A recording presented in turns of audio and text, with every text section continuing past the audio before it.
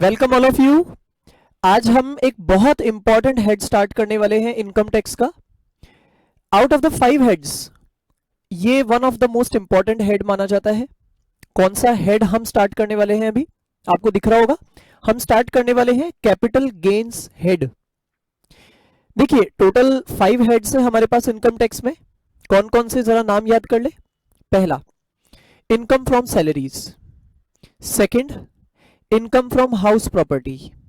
Third, profits and gains of business और profession. Fourth, ये वाला कौन सा, कैपिटल गेन्स। और फिफ्थ, इसके बाद में जो एक और भी रह जाता है वो है इनकम फ्रॉम अदर सोर्सेस। ठीक है ना? तो अगर मैं इन सभी में से बात करूं तो आप ये मान लीजिए कि capital gains head one of the most important heads माना जाता है। मतलब ये जो 5 हेड्स है इनमें से सबसे इंपॉर्टेंट हेड्स कौन कौन से माने जाते हैं? जैसे PGBP head, capital gains head, no doubt salaries head भी होता है। लेकिन मैं ये बोलूंगा कि सैलरीज हेड जो है वो केवल ऐसे लोगों के लिए होता है जो लोग जॉब कर रहे हैं। देखिए, जरा आप इस बात पे भी थोड़ा फोकस करिए जो मैं आपको बता रहा हूं। देखिए, सैलरीज हेड स्पेसिफिकली उन लोगों के लिए है जो लोग जॉब करते हैं। जो लोग जॉब नहीं करते हैं, किसी के अंडर में एम्प्लॉयमेंट नहीं करते, उनके लिए वो हेड है ही नहीं। अच्छा, PGBP head, business profession head, वो होता तो बहुत बड़ा है और बहुत इंपॉर्टेंट है, कुछ डिफिकल्ट भी होता है, लेकिन वो भी केवल उन लोगों के लिए है जो लोग खुद का बिजनेस या प्रोफेशन चालू करके बैठे हैं। लेकिन ये जो कैपिटल गेन्स हेड है ना, ये सभी के लिए है, चाहे कोई जॉब कर रहा है, चाहे कोई खुद का बिजनेस लेके बैठा है। लेकिन ये कैपिटल गेन्स हेड सभी के लिए बड़ा रेलिवेंट होता है। अच्छा, अब मैं आपको थोड़ा सा इसका बैकग्राउंड बनवाऊंगा। उसके पहले मैं आपको पहले ये बता देता हूं कि what are the range of sections covered under this head. इस हेड में कौन कौन से सेक्शंस हमें कवर करने होंगे, आइए पहले हम ये जान लेते हैं। देखिए, इस हेड में कुल मिला के हमें सेक्शन नंबर 45 से स्टार्ट करके सेक्शन नंबर 55A, ये है सेक्शंस की वो range which we have to cover under this particular head. ठीक है? तो आपको पहले तो ये मालूम रहे कि इस हेड में हम कौन कौन से सेक्शंस की रेंज को कवर करने वाले हैं।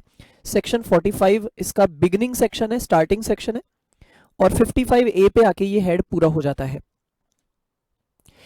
सेक्शन 45 जो कि इसका सबसे पहला सेक्शन है, इसके पहले अगर मैं चलूं, यानी 45 के पहले, तो इसके पहले पीजीबीपी हेड हुआ करता है।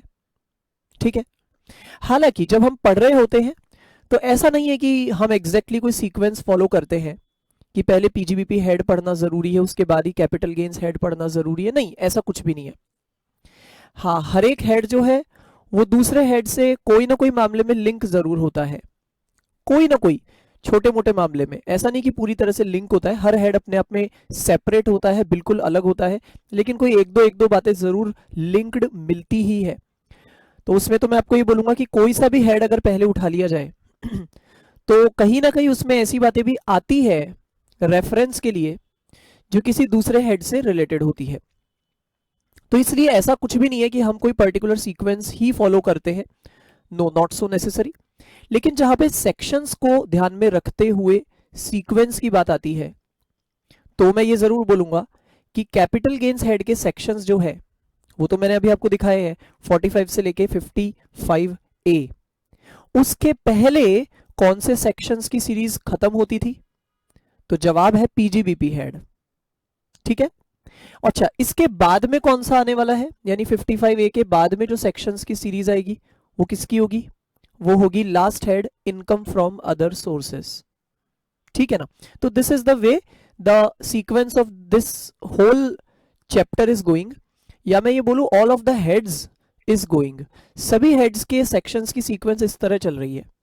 सबसे पहले सैलरीज हेड के सेक्शंस आ रहे हैं, उसके बाद में हाउस प्रॉपर्टी के आते हैं, उसके बाद पीजीबीपी के आते हैं, उसके बाद कैपिटल गेन्स के आते हैं, उसके बाद इनकम फ्रॉम अदर सोर्सेज के आते हैं। इस तरह से एक सीक्वेंस बनती है। लेकिन मैं फिर से आपको एक बार लास्ट में ये कहना चाहूंगा कि जरूरी नहीं है कि जब हम पढ़ रहे हैं तो we follow exactly the same sequence, नहीं, ऐसा जरूरी नहीं है। खैर, ठीक है, अभी आगे बढ़ते हैं। देखिए, इस हेड में हम कौन कौन सी इनकम्स को कवर करने वाले हैं। जैसा कि आप जानते हैं हर हेड का अपना एक चार्जिंग सेक्शन होता है।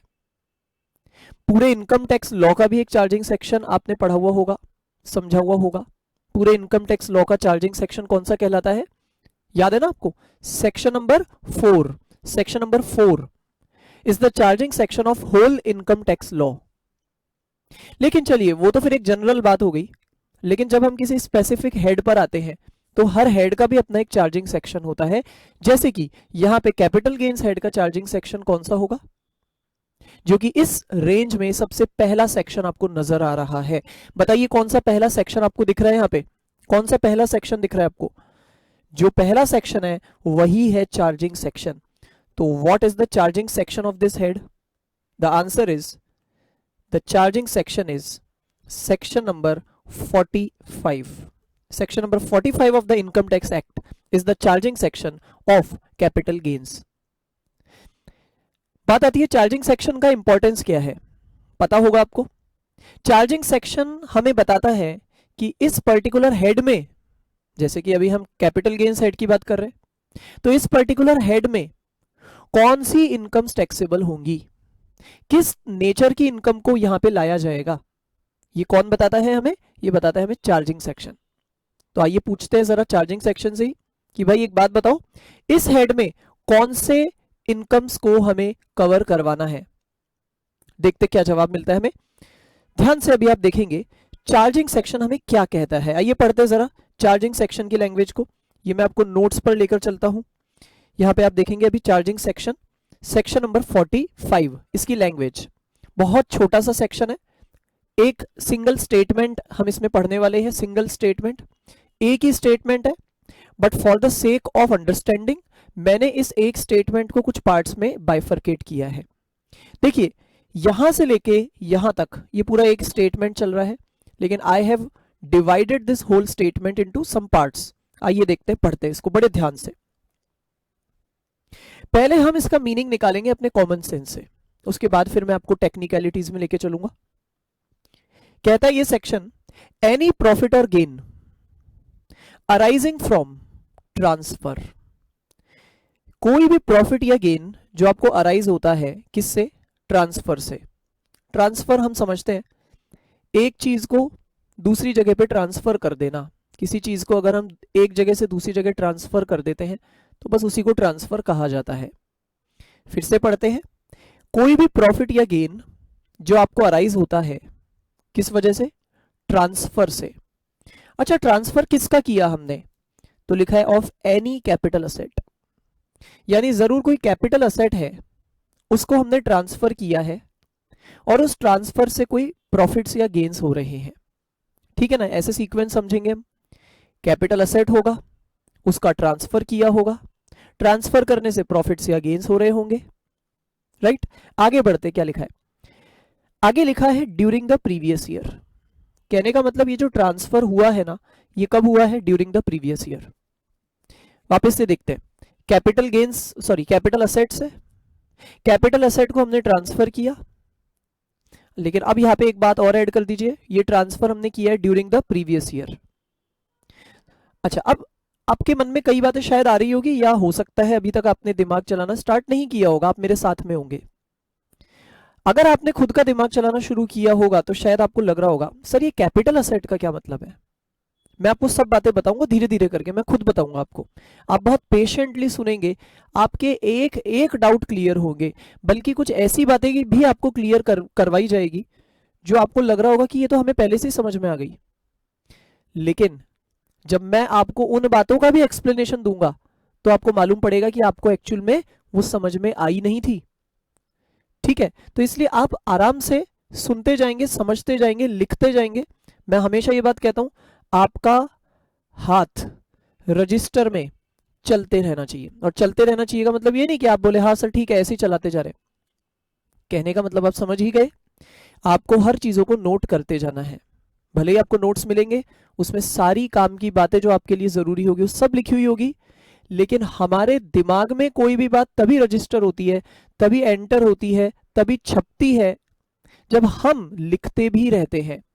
क्योंकि जब हम लिख रहे होते हैं तो हमारे ब्रेन को ऑटोमेटिकली एक कमांड मिल रहा होता है, और सारा गेम ही ब्रेन का है, हम जानते हैं। हम जब याद भी करना चाहते हैं कोई भी चीज को, तो वो सभी चीजें ब्रेन में ही तो मेमोराइज की जाती है। तो हम क्यों ना एक ऐसी टेक्निक अपनाएं जो इजीली हमारे ब्रेन में घुसती जाए बातें। और वो आसान टेक्निक है कि आप जैसे जैसे पढ़ते जा रहे हैं, सुनते जा रहे हैं, समझते जा रहे हैं, वैसे वैसे आप लिखते भी जाइए। हाँ, मैं आपको क्लैरिटी के लिए ये बता देता हूं, लिखने की बात मैं ये नहीं कहना चाह रहा आप एक एक बात लिखे, यहाँ पे जो जो शब्द लिखे हुए हैं, नहीं, जरूरी नहीं है। लेकिन आप बिल्कुल मेन मेन बातें लिखते जाइए। जैसे कि यहाँ तो जो मैं आपको चार्जिंग सेक्शन दिखा रहा हूं, ये तो है ही छोटा सा, इसमें सारी बातें ही मेन है, इसको आपको लिख लेना चाहिए। बाकी हाँ, मैं जो भी चार्ट्स वगैरह बनाऊंगा खुद, वो तो आपको बिना शक के, बिना किसी डाउट के लिखने ही चाहिए, बनाने ही चाहिए। ठीक है, चलिए फिर आगे बढ़ते हैं। अब ये कहता है is taxable under this head. सवाल है what is taxable under this head. ये स्टेटमेंट हमें क्या कहना चाह रहा है, ये किस बात के लिए कह रहा है कि हाँ भाई ये टैक्सेबल है under this head. What is taxable under this head, बताइए। जवाब मिला आपको? जवाब है ये जो प्रॉफिट्स या गेन्स है ना, उनके लिए बोला जा रहा है कि सच प्रॉफिट्स या gains are taxable under this head. देखिए सेंटेंस एक ही है, लेकिन उसके मैंने कई हिस्से कर दिए हैं ताकि हमें एक एक बात पे गौर हमारा जाए, हमारा एकदम अटेंशन जाए हर पॉइंट पर। एक बार मैं आपको यहां पे अलग से लिख के बताना चाहता हूं। देखिए हमने अभी तक क्या पढ़ा, अभी तक हमने ये पढ़ा कि, ध्यान से देखेंगे, अभी तक हमने ये पढ़ा कि हमारे पास एक कैपिटल असेट है, right. We have a capital asset, हमारे पास एक कैपिटल असेट है। अब वो कैपिटल असेट होता क्या है ये सब मैं आपको बताऊंगा। इस कैपिटल असेट को हमने ट्रांसफर किया किसी को, तो हमने किया है इसको ट्रांसफर। मान लेते हैं एक पर्सन ने इसे ट्रांसफर किया है दूसरे पर्सन को, ठीक है, ट्रांसफर किया, राइट। अच्छा, जब उसने ये ट्रांसफर किया है कैपिटल असेट को, तो इस ट्रांसफर करने से इसे प्रॉफिट्स या गेन्स मिलते हैं, यानी इसे कोई फायदा मिलता है। इसको क्या राइज होता है, प्रॉफिट्स या गेन्स। तो कहते हैं अगर ये ट्रांसफर प्रीवियस ईयर में हुआ, कब हुआ, ड्यूरिंग द प्रीवियस ईयर। अगर प्रीवियस ईयर में यानी जिस साल की हम सारी कैलकुलेशंस कर रहे हैं, अगर उस साल में ये ट्रांसफर किया गया, किसको ट्रांसफर किया है हमने, फटाफट बोलिए, कैपिटल असेट को, किसी और चीज को नहीं, किसको किया है, कैपिटल असेट को।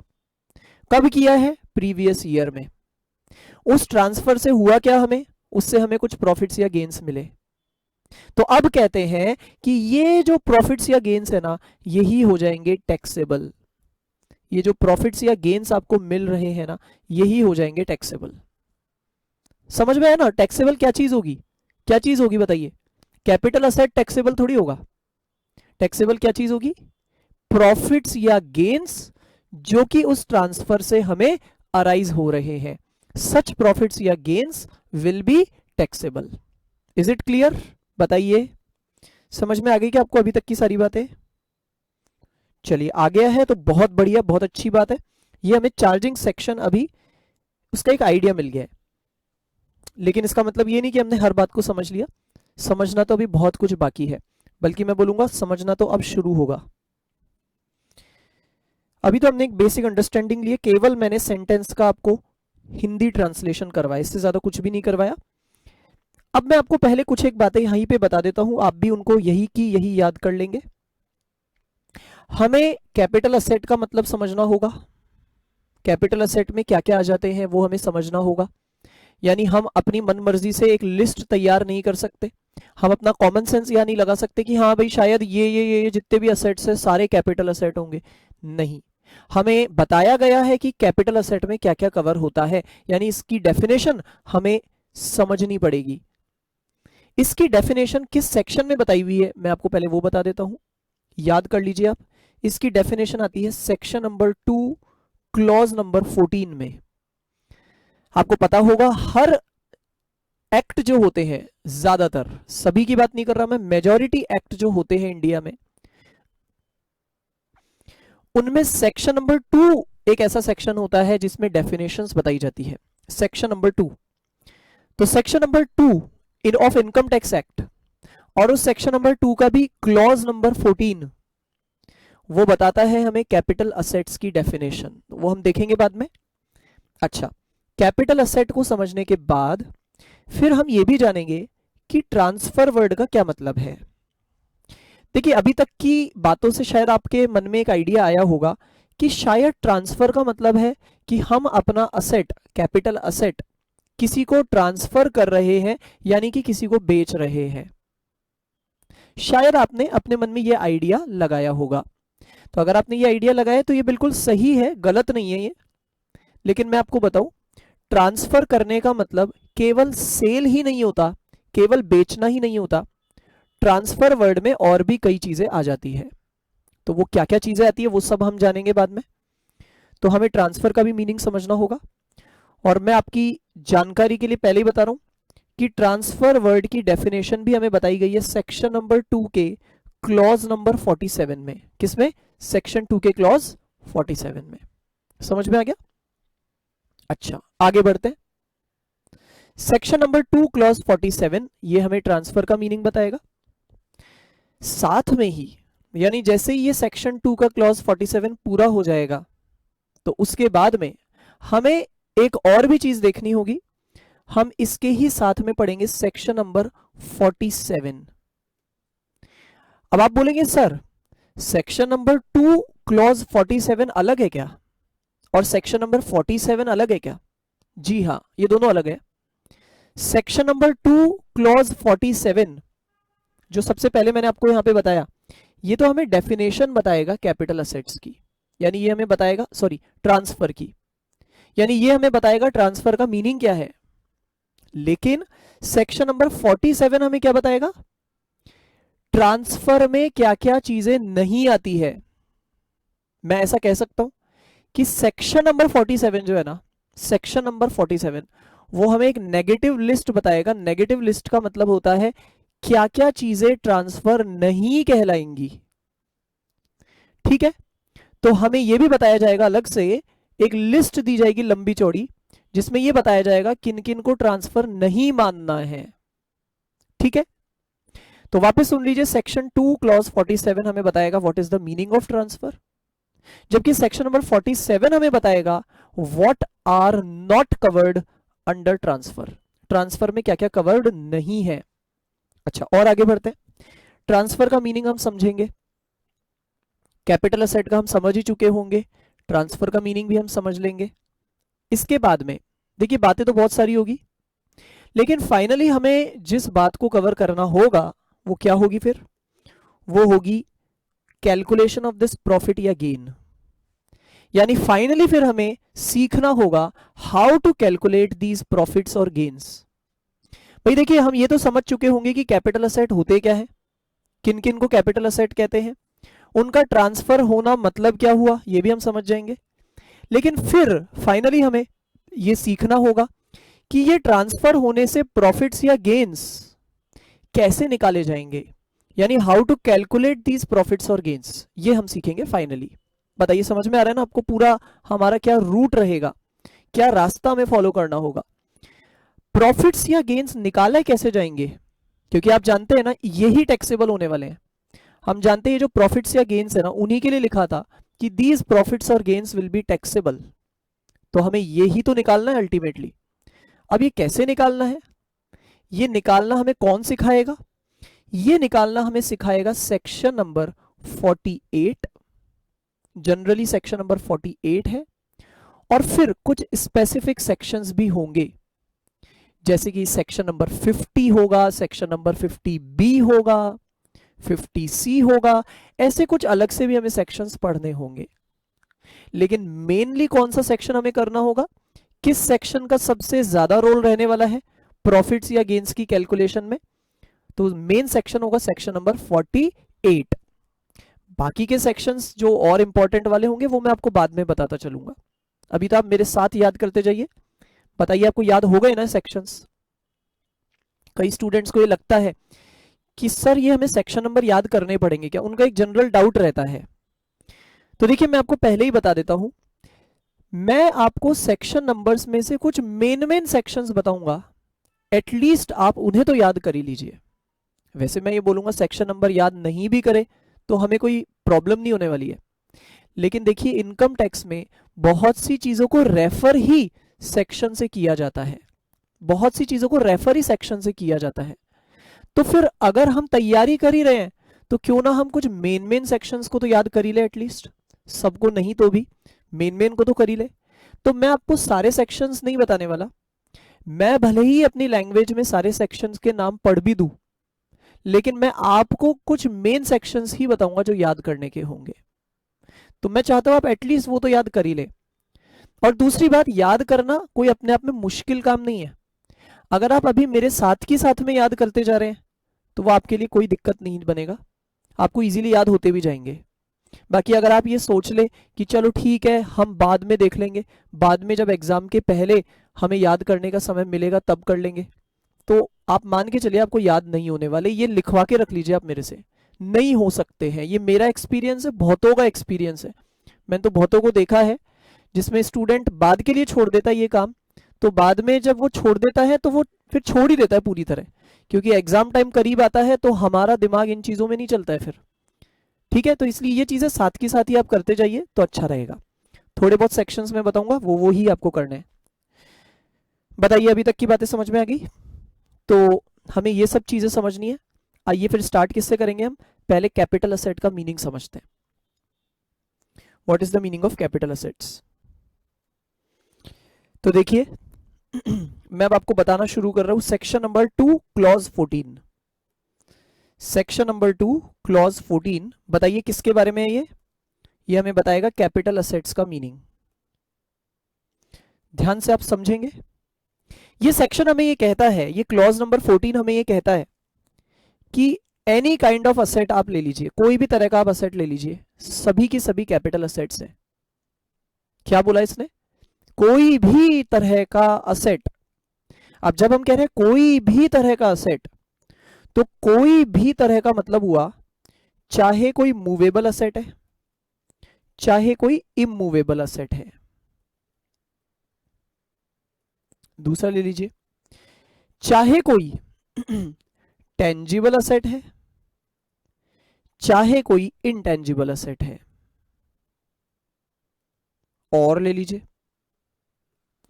चाहे कोई पर्सनल यूज में आने वाला असेट है, चाहे कोई बिजनेस यूज में आने वाला असेट है। भाई सीधी बात है, जब इस क्लॉज नंबर 14 ने हमें साफ बोला any asset is a capital asset. वैसे मैं पूरी लैंग्वेज आपको नहीं बोला, पूरी लैंग्वेज ये होती है any asset of any kind, किसी भी तरह का कोई सा भी असेट। अब आप सोचिए कितना वाइड मीनिंग है इसके अंदर। किसी भी तरह का कोई भी असेट, कहते हैं कोई भी तरह का कोई भी असेट कैपिटल असेट कहलाएगा। अब ये सेंटेंस अभी वैसे पूरा नहीं किया मैंने, इसके आगे भी कुछ है। आप मान लीजिए यहाँ पे कॉमा आ गया, इसके आगे भी सेंटेंस चलेगा। लेकिन जब हम केवल इतने से हिस्से का एनालिसिस करते हैं तो हमारे मन में आता है कि यार इसका मतलब तो चाहे कोई मूवेबल असेट हो चाहे इमूवेबल हो, सारे ही होने चाहिए। अब मूवेबल का एग्जांपल, जैसे मान लीजिए मेरे पास मोबाइल पड़ा है, लैपटॉप पड़ा है, मेरे खुद के स्पेक्स पड़े हैं, मेरे पास ये पेन पड़ा है, सारे मूवेबल असेट्स हैं। और भी बहुत सारे एग्जांपल होंगे आपके दिमाग में, होंगे बहुत सारे। गाड़ी खड़ी हुई है, टू व्हीलर खड़ा हुआ है, फिर फर्नीचर पड़ा हुआ है, सभी बहुत कुछ है ना, बहुत कुछ। अच्छा, इमूवेबल असेट्स, तो इमूवेबल असेट्स में जनरली जमीन और मकान आते हैं, यानी लैंड या बिल्डिंग आते हैं। तो कहने का मतलब है ये जितने भी मैंने आपको बताए सारे के सारे कैपिटल असेट होंगे। ठीक है ना, अभी हमने आधा सेंटेंस ही सुना है, any asset of any kind. हालांकि अभी कॉमा के आगे भी कुछ है, लेकिन पहले मैं केवल इतने का एनालिसिस आपको दे रहा हूं। फिर इसी तरह से चाहे टेंजिबल है चाहे इंटेंजिबल है। टेंजिबल्स ये सारे जो अभी अभी हमने एग्जांपल देखे थे, जमीन, मकान, गाड़ी, मोबाइल, फर्नीचर, ये सब टेंजिबल है। और इसके अलावा अगर इंटेंजिबल असेट्स भी आपके नाम पे है, जैसे अगर आपके नाम पे कॉपीराइट्स है, आपके नाम पे पेटेंट्स है, ट्रेडमार्क्स है, ये सारे इंटेंजिबल असेट्स भी कैपिटल असेट में आ जाएंगे। यही है ना इसका मतलब। अच्छा, और आगे बढ़े, चाहे वो असेट मेरे पर्सनल यूज का हो, मान लीजिए हमारे घर में फ्रिज पड़ा हुआ है, हमारे खुद के कपड़े पड़े हुए हैं, हमारे बर्तन पड़े हुए हैं घर में, हमारे घर में गाड़ी खड़ी हुई है, हमारे घर में फर्नीचर है, ये सब पर्सनल यूज वाले असेट्स भी इसमें आने चाहिए। और बिजनेस यूज वाली चीजें भी आनी चाहिए। बिजनेस यूज में आप यही चीजें मान लीजिए बिजनेस में पड़ी है, बिजनेस में फर्नीचर है, बिजनेस की खुद की गाड़ी है, बिजनेस में एसी लगे हुए हैं, ऑफिस में, फैक्ट्री में, तो वो सब भी आने चाहिए इसमें। सही बात है ना? बताइए भाई, कैपिटल असेट में जब सारी चीजों को ही डाल दिया तो फिर तो इसमें हर बात आ गई। ठीक है, यहां तक की बात समझ में आ गई। अच्छा, मान लीजिए मेरे पास किसी कंपनी के शेयर्स पड़े हुए हैं, क्या वो भी कैपिटल असेट में आएंगे क्या? बिल्कुल आएंगे, क्यों नहीं आएंगे भाई? शेयर्स, डिबेंचर्स वगैरह ये सब चीजें आएंगी, क्योंकि साफ कह दिया गया है any asset of any kind, किसी भी तरह का कोई भी असेट इसमें आएगा। चलिए अब मैं कॉमा के आगे वाली बात आपको बताता हूं। अभी तक मैंने आपको क्या बोला था? अभी तक मैंने आपको ये बताया कि कैपिटल असेट में क्या आता है? Any asset of any kind. तो उसका मैंने आपको अभी एनालिसिस दे दिया है कि हर चीज इसमें कवर हो जाएगी। लेकिन अब मैं कॉमा के आगे वाली बात बता रहा हूं। कॉमा के आगे लिखा है एक्सेप्ट, यानी सिवाय। अब सिवाय किस किस के? तीन चीजों के। मतलब यहां हमें ये कहते हैं कि तीन चीजों के सिवाय बाकी सभी चीजें कैपिटल असेट मानी जाएगी। तो बताइए ज्यादा इंपॉर्टेंट क्या जानना है कि वो एक्सेप्शन क्या क्या है? ये जानना हमारे लिए ज्यादा मायने रखता है। आइए अब मैं आपको बता देता हूं कि वो क्या क्या एक्सेप्शंस है, कौन कौन सी वो चीजें हैं जो कैपिटल असेट में नहीं लेनी है। बस वो तीन चीजों को छोड़ दीजिए, बाकी सभी चीजें कैपिटल असेट में हमें लेनी होगी। बताइए समझ में आ रही है क्या आपको बात? तो अब मैं आपको बताना शुरू करूं कि वो तीन एक्सेप्शंस क्या क्या है। एक्सेप्शन नंबर 1, सबसे पहला एक्सेप्शन, सबसे पहला एक्सेप्शन हमें बताया गया है stock in trade. Stock in trade, stock in trade, stock in trade का मतलब है मैं अगर बिजनेस कर रहा हूं तो मेरे बिजनेस में जो मेरा स्टॉक है उसकी बात यहां बोली जा रही है। कहा जा रहा है वो कैपिटल असेट में काउंट नहीं होगा। बताइए क्या चीज कैपिटल असेट में नहीं आएगी? हमारे बिजनेस का स्टॉक। अच्छा, स्टॉक बोलते किसको है? आज मान लीजिए मेरा काम है टेक्सटाइल बेचने का, ठीक है, मैं टेक्सटाइल डीलर हूं, मेरा बिजनेस है टेक्सटाइल कपड़े बेचने का। अब मेरे ऑफिस कह लीजिए या मेरी दुकान कह लीजिए या मेरा जो भी स्टोर है या जो भी कह लीजिए, वहां पे कपड़े तो खूब सारे पड़े ही हैं, उसके अलावा भी तो बहुत कुछ है। मान लीजिए एसीज लगे हुए हैं, फर्नीचर लगा हुआ है, बहुत कुछ लगा हुआ है ना, और भी इलेक्ट्रिकल अप्लायंसेस लगे हुए हैं, बहुत कुछ लगा हुआ है। सवाल है इन सब में से स्टॉक किसको कहते हैं? आप जानते होंगे ना, बहुत सिंपल क्वेश्चन मैं आपसे पूछ रहा हूं। स्टॉक यानी जिस चीज का ही हमारा बिजनेस है, यानी जिस चीज को हम अपने बिजनेस के कोर्स में बेचते हैं। हमारी नॉर्मल डीलिंग किस चीज में होती है? क्या हम हमारे बिजनेस में, हमारे ऑफिस में जो एसी वगैरह लग रहा है, जो फर्नीचर पड़ा है, क्या हम उसके डीलर है? क्या हमारा उनका बिजनेस है? जी नहीं। अरे हमारा तो बिजनेस कपड़े बेचने का है, तो कपड़ा हमारे लिए स्टॉक है, ये तो आप जानते हैं ना। तो यहां केवल स्टॉक की बात हो रही है। ध्यान रखिए, बिजनेस के हर चीज की बात यहां नहीं हो रही है। यहां बात हो रही है केवल हमारे बिजनेस में जो स्टॉक है उसकी बात हो रही है। बाकी इसका मतलब ये निकला, मैंने आपको जो एग्जांपल दिया उसके अकॉर्डिंग, अगर हमारे बिजनेस में एसीज लग रहे हैं, फर्नीचर लग रहे हैं, इलेक्ट्रिकल अप्लायंसेस लग रहे हैं, बाकी सारे, तो वो सभी की सभी इस एक्सेप्शन में नहीं आ रहे हैं, यानी उन्हें कैपिटल असेट माना जाएगा। माना जाएगा। केवल किसको नहीं मानना? स्टॉक को, बिजनेस के स्टॉक को। अब सवाल ये आता है, आपके दिमाग में शायद ये बात आ रही होगी, आनी चाहिए, कि सर अगर स्टॉक को ये लोग कह रहे हैं कैपिटल असेट नहीं मानना, इसका मतलब अगर हमने स्टॉक को बेचा, ट्रांसफर किया, तो उस पे अगर हमें कोई प्रॉफिट होगा तो उस पे तो टैक्स लगेगा ही नहीं। क्यों नहीं लगेगा भाई? क्यों नहीं लगेगा? क्योंकि अरे भाई हमारा स्टॉक जो है वो कैपिटल असेट तो है ही नहीं ना। अभी अभी हमने समझा ये, तो स्टॉक कैपिटल असेट नहीं है, तो भले ही हमने उसको ट्रांसफर किया, भले ही हमको उससे प्रॉफिट या गेन हुए, लेकिन जब वो चीज कैपिटल असेट ही नहीं है तो फिर उस प्रॉफिट पे टैक्स कैसे लगेगा? लग ही नहीं सकता। बिल्कुल सही सोच रहे हैं आप। लेकिन फिर तो ये तो अच्छी बात हो गई, ये तो सरकार का नुकसान हो गया कि स्टॉक को अगर कोई भी बेचेगा और फायदे में बेचेगा, प्रॉफिट में बेचेगा, तो उसको तो टैक्स देना ही नहीं पड़ेगा। लेकिन मैं आपको बता दूं, टैक्स तो देना पड़ेगा, लेकिन इस हेड में नहीं देना पड़ेगा। उसके लिए एक अलग हेड बना हुआ है, उसका नाम है पीजीबीपी हेड। जो पीजीबीपी हेड है उसका नाम ही क्या है? प्रॉफिट्स और गेन्स ऑफ बिजनेस और प्रोफेशन।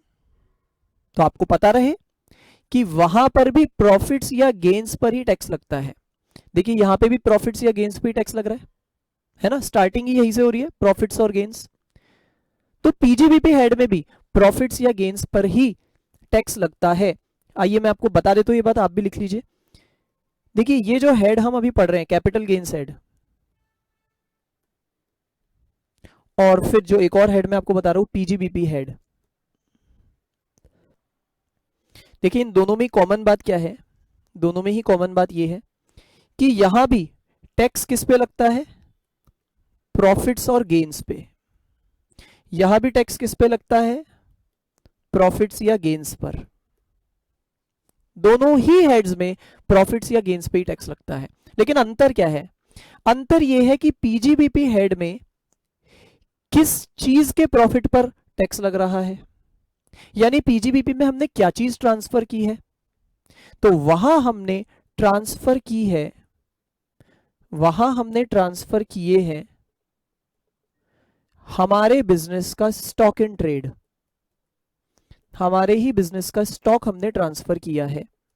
यानी हमने अगर अपने ही बिजनेस का स्टॉक ट्रांसफर किया और उस स्टॉक के ट्रांसफर पर अगर हमें प्रॉफिट्स या गेन्स हुए तो उस पे टैक्स लगेगा पीजीबीपी हेड में।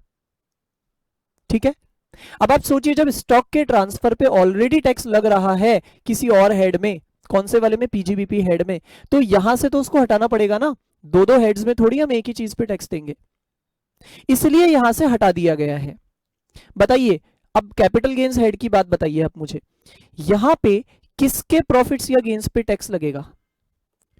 प्रॉफिट्स या गेन्स किस पे हो रहे हैं? ऑन ट्रांसफर ऑफ, बोलिए बोलिए फटाफट, on transfer of, on transfer of बोलिए, कैपिटल असेट्स।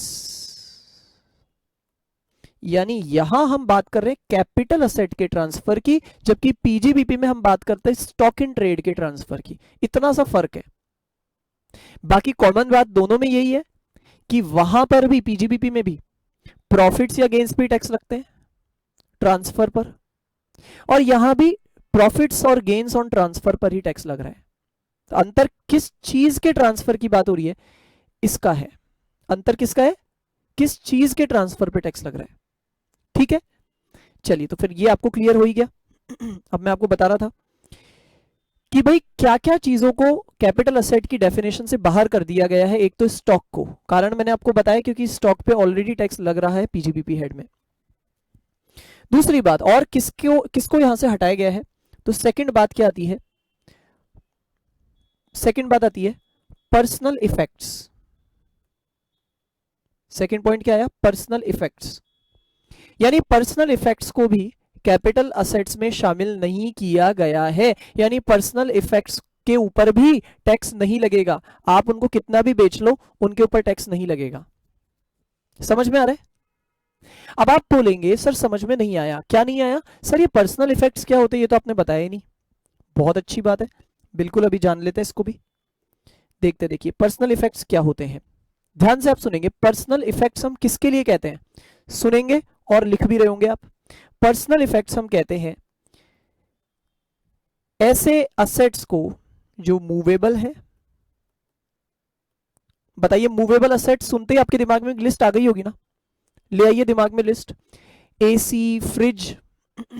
एसी के लिए तो फिर भी हम डाउटफुल कह सकते हैं, भाई एसी तो एक जगह पे फिट हो गया तो बार बार खोलना पॉसिबल नहीं है। चलिए ठीक है, हालांकि एसी को मूवेबल में ही लिया जाता है, लेकिन फिर भी चलिए, आपको एक बार डाउट हो रहा था, आप उसको छोड़ दीजिए। तो उसके अलावा फ्रिज हो गया, फर्नीचर हो गया, यूटेंसिल्स हो गए, कपड़े हो गए, कार्स हो गई, टू व्हीलर्स हो गए, बहुत कुछ आ जाता है ना मूवेबल्स में। तो मूवेबल असेट्स इन पर्सनल यूज। अब यहां पे मैं दो बातों का कॉम्बिनेशन आपको बता चुका हूं। मैंने आपको किस किस चीज का कॉम्बिनेशन यहां बता दिया है। एक तो मैंने आपको बताया मूवेबल असेट्स और दूसरा मैंने आपको बताया पर्सनल यूज। ये दोनों को आप मिला लीजिए, इन दोनों का जो कॉम्बिनेशन बन के तैयार होता है उसके लिए हम कहते हैं पर्सनल इफेक्ट्स। जरा याद करते हैं हम ऐसे कौन से असेट्स है जो मूवेबल भी है और पर्सनल यूज में भी आते हैं। जवाब है बड़ा सिंपल, हमारे घर में जो भी मूवेबल असेट्स पड़े रहते हैं वो सारे पर्सनल यूज वाले मूवेबल असेट होंगे। जैसे हमारे घर में बताइए क्या क्या होंगी ऐसी चीजें, अभी मैंने आपको बता भी दी। जैसे घर में फ्रिज है, यूटेंसिल्स है, क्लोथ्स है, फर्नीचर है, कार है, और भी कुछ भी और भी छोटी मोटी चीजें। हमारे पास घड़ी पड़ी हुई है, वो क्या है, हमारे पर्सनल यूज में आने वाली चीज है और मूवेबल भी है। मेरे स्पेक्ट्स है, मेरे पास पेन पड़ा है, मेरे पास कैलकुलेटर पड़ा है, ये सभी चीजें पर्सनल यूज में आने वाली मूवेबल असेट्स हैं। तो ऐसी सभी चीजों के लिए हम क्या लैंग्वेज यूज करते हैं, पर्सनल इफेक्ट्स। Personal effects. अब हमने अभी ये देखा कि ये जो पर्सनल इफेक्ट्स है ना, ये भी एक्सेप्शन में आ रहे हैं, यानी इन्हें भी कैपिटल असेट नहीं माना जाता। तो आपको ये सुन के बड़ी खुशी हो रही होगी कि अरे वाह सर, चलिए बढ़िया है, कभी हम इनको बेचे तो इसका मतलब हमें टैक्स देने की जरूरत नहीं है। सही सोच रहे हैं आप। अगर आप इनमें से किसी भी चीज को बेचते हैं, अब आप सोचिए इसमें भी एक लंबी लिस्ट आ गई, मतलब हमारे घर में जो भी चीजें पड़ी हुई है हम मान के चले उन पे टैक्स नहीं लगेगा। अच्छी बात है, बड़ी रिलीविंग बात है, रिलैक्स होने वाली बात है कि चलो कम से कम ये हेडेक तो खत्म हुई। नहीं तो हम कोई भी चीज बेचने जाएंगे तो हमें यही सोचना पड़ेगा, अरे यार कहीं टैक्स तो नहीं देना। लेकिन नहीं देना, हमने देखा इन पर्सनल इफेक्ट्स पे टैक्स नहीं देना। बताइए पर्सनल इफेक्ट्स मतलब movable assets which are in personal use, दोनों बातों का combination, movable plus personal. Check कर लीजिएगा, मूवेबल और पर्सनल दोनों का कॉम्बिनेशन होना चाहिए, तब हम बोलेंगे कि yes it is not covered under capital asset. याद हो गया आपको? ठीक है। अब एक बात आती है, यार सरकार इतनी दरिया दिल कैसे हो गई, गवर्नमेंट को इतनी दया कैसे आ गई हम पे, इतने बड़े सेगमेंट को गवर्नमेंट ने टैक्स से छोड़ दिया, इतनी सारी चीजों के ऊपर से गवर्नमेंट टैक्स छोड़ रही है, एक बड़ी रेंज आ गई इसमें, हमने देखी बहुत सारी चीजें आ जाती है पर्सनल इफेक्ट्स में। तो पर्सनल इफेक्ट्स को सारों को कैसे छोड़ दिया गवर्नमेंट ने? मैं आपको बताता हूं, इसका एक कारण है, इसमें गवर्नमेंट का ही फायदा है इसलिए छोड़ा है। देखिए आपको एक बात इसके लिए पहले मुझे बतानी पड़ेगी, सुनेंगे आप ध्यान से। अगर हमने किसी कैपिटल असेट को ट्रांसफर किया, एक पर्सन ने दूसरे पर्सन को अगर अपना कैपिटल असेट ट्रांसफर किया, ठीक है, और इस ट्रांसफर करने पर इसे अगर कोई प्रॉफिट होता है, इसे अगर कोई प्रॉफिट होता है तो हम जानते हैं ये प्रॉफिट टैक्सेबल हो जाता है। आप बोलेंगे सर इसमें नई बात क्या है? हाँ बिल्कुल कोई नई बात नहीं है, नई बात अब बता रहा हूं मैं आपको। आप एक बात बताइए, अगर कैपिटल असेट को ट्रांसफर किया गया और इस ट्रांसफर पे कोई लॉस हो जाए तो क्या होगा? भाई 100 की चीज 150 में बेच दी, यानी 50 रुपीज का प्रॉफिट हो गया, तो वो तो टैक्सेबल होगा, 50 रुपए पे टैक्स लगेगा, इसमें तो कोई दिक्कत नहीं है। लेकिन अगर 100 की चीज 80 रुपए में बेच दी, मतलब 20 रुपए का घाटा हो गया अगर, तो सवाल है उस लॉस का भी कुछ होता है क्या? आप ध्यान से सुनिए मेरी बात, ध्यान से आप सुनेंगे। देखिए अगर किसी कैपिटल असेट को ट्रांसफर किया जाता है और उससे कोई प्रॉफिट होता है, तो पता है उस प्रॉफिट का नाम क्या होता है? इस प्रॉफिट का ही नाम होता है कैपिटल गेन्स। इस प्रॉफिट का ही नाम होता है कैपिटल गेन्स। लेकिन अगर इस सिचुएशन में लॉस हो जाता है तो उस लॉस का भी एक नाम रखा गया है, उसको कहते हैं कैपिटल लॉस। क्या कहते हैं उसको? Capital loss. तो भले ही इस हेड का नाम है, इस चैप्टर का नाम है कैपिटल गेन्स, तो ये नाम पढ़ के हमारे दिमाग में एक ही सिचुएशन आती है जनरली कि हमने जरूर कोई चीज को बेचा है प्रॉफिट में, लेकिन वास्तव में अगर हम उसे लॉस में भी बेच देते हैं ना, तो उसका भी डिस्कशन हम यहां पे करते हैं। ऐसा नहीं कि अगर हमने लॉस में बेचा तो उसका यहां पे कोई तरह का डिस्कशन नहीं होने वाला, नहीं ऐसा नहीं है। तो अगर हमने किसी चीज को बेचा, किसको बेचा? कैपिटल असेट को, किसी और चीज को नहीं, कैपिटल असेट को अगर हमने ट्रांसफर किया और उस पर अगर हमें लॉस हुआ, तो उस लॉस को भी एक नाम दिया गया है, उसे कहा गया है कैपिटल लॉस। सुना आपने? क्या कहते हैं उसको? Capital loss. लेकिन लेकिन लेकिन अंतर इतना सा है कि कैपिटल गेन्स तो टैक्सेबल होते हैं। अरे भाई, गेन है तो टैक्सेबल ही होगा ना। अरे अगर हमें कोई प्रॉफिट होगा, कमाई होगी, तो उसी पे तो टैक्स लेगी सरकार। बताइए क्या लॉस टैक्सेबल होता है? नहीं। कॉमन सेंस की बात है, लॉस पे कोई थोड़ी टैक्स ले सकती है गवर्नमेंट। ठीक है। अच्छा, अब सवाल है लॉस का फिर क्या होगा? आपको पता होगा शायद जवाब। अगर प्रॉफिट्स टैक्सेबल होते हैं, तो अगर उसी चीज में लॉस हो जाता है, तो उसका फिर हमें मिलता है एडजस्टमेंट, यानी सेट ऑफ। सेट ऑफ मिलता है। जैसे मैंने आपको अभी एग्जांपल दिया था कि हमें अगर यहां पे 20 रुपए का लॉस हो जाता है, हमने 100 की चीज को 80 रुपए में बेचा, 20 रुपीज का लॉस हो गया, कैपिटल लॉस। तो वो 20 रुपीज का जो कैपिटल लॉस हुआ है, टैक्स तो लगने का सवाल ही नहीं है, बल्कि हमें मिलेगा उसका सेट ऑफ। क्या मिलेगा हमें? उसका सेट ऑफ मिलेगा। सेट ऑफ का मतलब आप समझते होंगे कि मैं इस 20 रुपए के लॉस को किसी ना किसी इनकम से एडजस्ट कर दूंगा। मान लीजिए मेरे पास कोई दूसरी इनकम है 1000 रुपए की, तो वो जो 1000 रुपए है उसमें से मैं ये 20 रुपए के लॉस को माइनस कर दूंगा। बताइए, ये करना तो मेरे लिए अच्छी बात है ना। अगर मैं किसी लॉस को सेट ऑफ कर पाता हूं, तो ये तो मेरे लिए अच्छी बात है, खुशी की बात है। क्यों भाई? क्योंकि मैं अगर लॉस को सेट ऑफ कर दूंगा, तो उससे मेरी कोई दूसरी इनकम थोड़ी कम हो जाएगी। जैसा कि अभी मैंने आपको एग्जांपल दिया कि मेरे पास एक दूसरी इनकम 1000 रुपए की थी, अगर मैं उसमें से 20 को सेट ऑफ कर दूंगा, तो वो तो केवल 980 रह जाएगी। तो वो इनकम थोड़ी कम रह जाएगी। कम रहने का फायदा ये है ऑब्वियसली कि हमें टैक्स कम पे देना पड़ेगा। तो ये तो हमारे लिए प्लस पॉइंट हो गया और गवर्नमेंट के लिए माइनस पॉइंट हो गया। समझ रहे हैं ना आप? तो आप समझिए, कैपिटल लॉस आना सरकार के लिए नुकसान है और हमारे लिए फायदा है। बताइए, क्या गवर्नमेंट ऐसा चाहेगी कि लोगों के कैपिटल लॉसेस खूब आए? नहीं, ऐसा गवर्नमेंट कभी नहीं चाहेगी, क्योंकि ये गवर्नमेंट के लिए नुकसान की बात है। ये बात क्लियर है ना आपको? तो कहने का मतलब है, इस हेड में हम केवल कैपिटल गेन्स की बातें नहीं करेंगे, अरे इस हेड में कैपिटल लॉस की भी बातें होगी। ठीक है ना? चलिए, अब बात ये चल रही थी कि भाई पर्सनल इफेक्ट्स को गवर्नमेंट ने छोड़ा क्यों, उसको कैपिटल असेट के बाहर क्यों किया। मैं आपको बता देता हूं, कारण ये है क्योंकि सरकार जानती है कि जो पर्सनल इफेक्ट्स वाली चीजें हैं, उन्हें अगर कोई भी पर्सन बेचता है, तो जनरली वो लॉस में ही बेची जाती है। आप खुद इमेजिन कर लीजिए, आप अपनी यूज की हुई कोई चीज को अगर बेचेंगे, ये जो लिस्ट हमने सोची थी उसको जरा सामने ले आइए। आपका कोई फर्नीचर है, वो ज्यादा नहीं, 6 महीने पुराना ही है।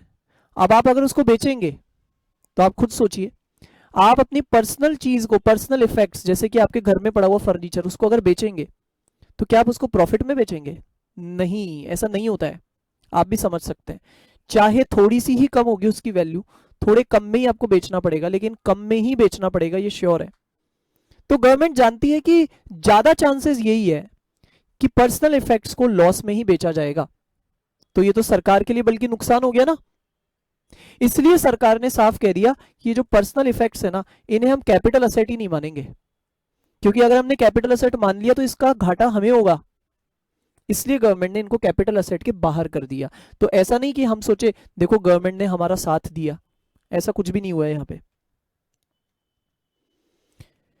तो दो बातें अभी तक मैंने आपको बताई। सबसे पहला, स्टॉक इन ट्रेड, जिसको हमें कैपिटल असेट कभी नहीं मानना। कारण, क्योंकि उस पे टैक्स अलग से हमें देना ही पड़ता है, तो वापस क्यों दे भाई। दूसरी बात, पर्सनल इफेक्ट्स, यानी मूवेबल असेट्स इन पर्सनल यूज। अच्छा, एक बात और अभी आपको समझनी पड़ेगी। वैसे मैंने आपको बोला पर्सनल इफेक्ट्स को कभी भी कैपिटल असेट नहीं माना जाता, ठीक है, लेकिन हम 6 ऐसी चीजें पढ़ेंगे, हम ऐसी 6 चीजें पढ़ेंगे, वो हम नेक्स्ट क्लास में देखेंगे। लेकिन मैं आपको अभी बता रहा हूं, 6 ऐसे असेट्स के नाम हम पढ़ेंगे जो होते तो पर्सनल इफेक्ट्स में है, लेकिन उनको कैपिटल असेट माना गया है। वापस सुनिए, वापस सुनिए, क्या बोला मैंने आपको, मैंने आपको बोला कि भाई सीधी बात है, पर्सनल इफेक्ट्स,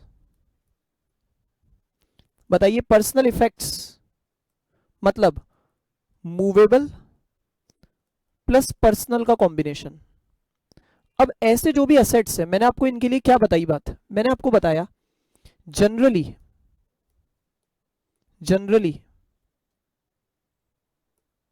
ये कैपिटल असेट नहीं होते हैं, ये कैपिटल असेट नहीं होंगे, और जबकि ये कैपिटल असेट नहीं होंगे तो इन पे टैक्सेबिलिटी अराइज ही नहीं होगी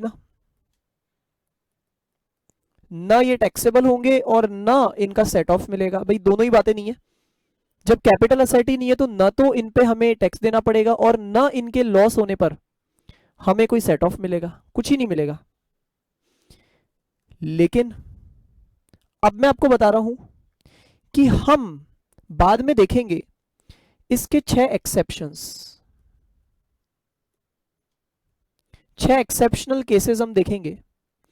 अब आप समझ गए होंगे ना एक्सेप्शनल केस का मतलब क्या है, यानी हम 6 केसेस ऐसे देखेंगे जिनमें वो असेट होगा तो पर्सनल इफेक्ट होगा, तो वो पर्सनल इफेक्ट, लेकिन उसे कैपिटल असेट माना जाएगा, और माना जाएगा तो वो टैक्सेबल भी होगा, और या मैं बोलूं उसका सेट ऑफ भी मिलेगा।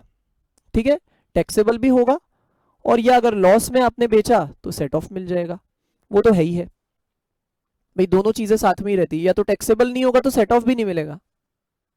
ठीक है ना, जैसे यहां पे हमने देखा ना टैक्सेबिलिटी ना सेट ऑफ, और यहां मैं बोलूंगा टैक्सेबल भी है तो सेट ऑफ भी मिलेगा, लॉस होने पे सेट ऑफ, प्रॉफिट होने पे टैक्सेबल, सीधी बात है। अब आप खुद सोच लीजिए, आपको खुद को भी दिमाग में आ जाना चाहिए कि ऐसा क्यों है कि इन 6 एक्सेप्शनल केसेस में सरकार ने इन्हें कैपिटल असेट मान लिया। कारण आप समझ गए होंगे, क्योंकि ये 6 कुछ ऐसे असेट्स होंगे जो सरकार जानती है कि इन्हें कोई भी पर्सन फायदे में ही बेचता है, प्रॉफिट में ही बेचता है, भले ही ये पर्सनल इफेक्ट्स है लेकिन इनको प्रॉफिट में ही बेचा जाता है, ऐसा गवर्नमेंट ने पहचान लिया। और गवर्नमेंट को जैसे ही पता चला यार ये 6 चीजें हैं ना, इन्हें पकड़ लो, ये 6 चीजों पे अच्छा खासा हमें टैक्स मिल सकता है। क्यों? क्योंकि इन 6 चीजों को लोग प्रॉफिट में बेचा करते हैं। तो गवर्नमेंट ने बोला यार एक काम करो, इन्हें एक्सेप्शन में डाल दो, यानी इन चीजों को हम कैपिटल असेट मान लेंगे। आप सोचिए, आप सोचिए, हमने कैपिटल असेट की डेफिनेशन पढ़नी शुरू की थी, शुरुआत कहां से की थी हमने, कैपिटल असेट की डेफिनेशन, और हमने उसमें ही देखा था any asset of any kind, कोई भी तरह का कोई भी असेट कैपिटल असेट है। लेकिन फिर हमने उसके एक्सेप्शंस देखने शुरू किए थे। पहला एक्सेप्शन हमने पढ़ा था स्टॉक इन ट्रेड, ठीक कह रहा हूं ना। दूसरा एक्सेप्शन हमने पढ़ा था पर्सनल इफेक्ट्स। ये क्या है, ये सब एक्सेप्शन ही तो थे ना, सही बात कह रहा हूं ना, ये सब एक्सेप्शन ही तो थे। अब आप सोचिए कैपिटल असेट्स के अंदर एक्सेप्शन है पर्सनल इफेक्ट्स, लेकिन पर्सनल इफेक्ट्स में भी एक्सेप्शन है 6, यानी एक्सेप्शन में भी एक्सेप्शन है। तो अब आप समझ गए होंगे कि ये जो 6 केसेस होंगे उन्हें कैपिटल असेट माना जाएगा और उन पे टैक्सेबिलिटी अराइज होगी। ठीक है क्या, बताइए समझ में आ गया क्या आपको? अब बाकी की बातें मेरी बतानी बाकी है आपको, वो 6 केसेस कौन कौन से, वो सब हम बाद में देखेंगे। पहले मैं चाहता था आपको एक जनरल बैकग्राउंड पूरा बता दूं आज, और आगे बढ़ते हैं। अब मैं आपको लेके चलता हूं एक्सेप्शन नंबर 3 पे। मैंने एक्सेप्शन नंबर 1 बताया stock in trade, exception number 2 बताया पर्सनल इफेक्ट्स, लेकिन मैंने आपको बताया पर्सनल इफेक्ट्स में से भी 6 ऐसी चीजें हैं जो यहां पे नहीं आ रही है, एक्सेप्शन में नहीं आ रही, यानी उन्हें कैपिटल असेट माना जाएगा, वो देखना हमारा बाकी है। और अब मैं आपको बता रहा हूं थर्ड एक्सेप्शन।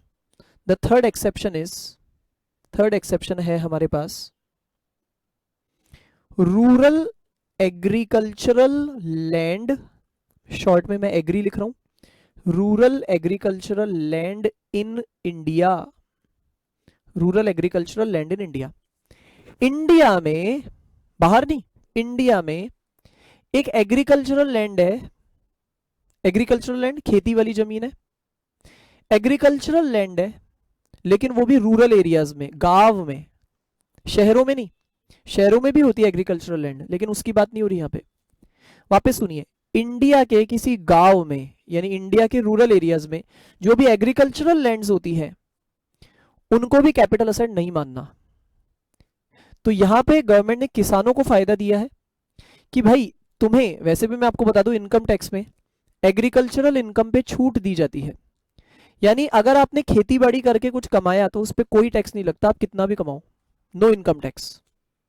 ठीक है, तो सोचिए अगर इसी तरह से एग्रीकल्चरल लैंड को किसी ने बेचा, ट्रांसफर किया, तो उसको अगर प्रॉफिट हुआ तो उसको भी यहां पे गवर्नमेंट ने माफ कर दिया है, उस पर भी कहीं टैक्स नहीं लगने वाला। आप बोलेंगे सर इस हेड में तो नहीं लगेगा, लेकिन सर कोई दूसरे हेड में तो लगेगा ना। नहीं नहीं, किसी भी हेड में नहीं लगने वाला। तो उनको फायदा दिया गया है किसानों को, लेकिन केवल गांव के एग्रीकल्चरल लैंड की बात है, ये शहरों की बात नहीं हो रही है। ये इंपॉर्टेंट बात है। बात आती है सर पता कैसे चलेगा एग्रीकल्चरल लैंड है या नहीं। सर एक काम करते हैं, हमारे घर के आगे थोड़ी सी जमीन खाली है, हम ये चाहते हैं उस पर टैक्स ना लगे, तो एक काम करते हैं उस पर थोड़ी घास वास उगा देते हैं। अच्छा सर घास से काम नहीं चलेगा, कोई बात नहीं सर, उसमें थोड़े बीज बीज डाल देते, कोई भी पेड़ पौधे उगा देते, तो वो एग्रीकल्चरल लैंड बन जाएगा। नहीं, ऐसे नहीं बनता एग्रीकल्चरल लैंड। कोई भी जमीन एग्रीकल्चरल लैंड है या नहीं, ये कैसे पता चलता है? ये गवर्नमेंट के रिकॉर्ड से पता चलता है, यानी म्यूनिसिपैलिटी जो नगर निगम है उसके रिकॉर्ड्स में पता चलता है ये कि वो जमीन एग्रीकल्चरल लैंड है या नहीं। तो ये हमारे बनाने से वो नहीं बन जाएगी। ऐसा नहीं है कि कोई एग्रीकल्चरल लैंड है उसमें खेती नहीं हो रही तो हम बोलेंगे अरे अब तो ये एग्रीकल्चरल लैंड है ही नहीं। नहीं नहीं नहीं, खेती होने या नहीं होने से फर्क नहीं पड़ता। एक्चुअली ये नेचर है जमीन का, और ये नेचर कौन डिसाइड करता है? ये म्यूनिसिपैलिटी डिसाइड करती है। तो इसमें हमारा दिमाग नहीं चल सकता, हमारा डिसीजन नहीं चल सकता।